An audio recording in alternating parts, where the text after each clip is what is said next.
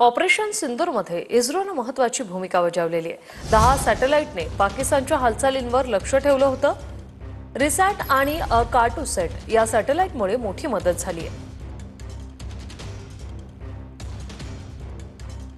ढग आणि अंधार असतानाही स्पष्ट चित्र टिपण्याची क्षमता रिसॅट सॅटेलाइटचं उद्दिष्ट आहे। तर दिवस रात्र देखरेख करण्याची क्षमता खराब हवामानातही कार्यरत। शत्रूच्या हालचाली सीमेवरील हालचाली छावणीच्या ठिकाणांचा मागोवा घेऊ शकतात। पाळत ठेवणं आणि गुप्तचर कामांसाठी उपयोग होतो। दहशतवाद विरोधी कारवायांमध्ये शत्रूच्या हालचालींवर लक्ष ठेवण्यासाठी मदत।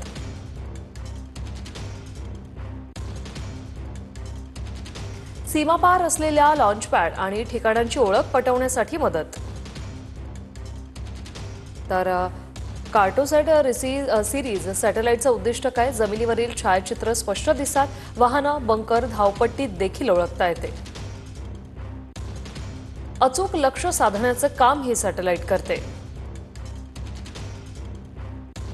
अचूक नकाशे तयार करण्याची क्षमता या सॅटेलाइटमध्ये आहे।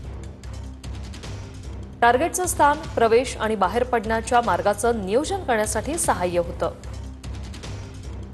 शहरी आणि सीमावर्ती भागांवर देखरेखीसाठी उपयोगी आहे।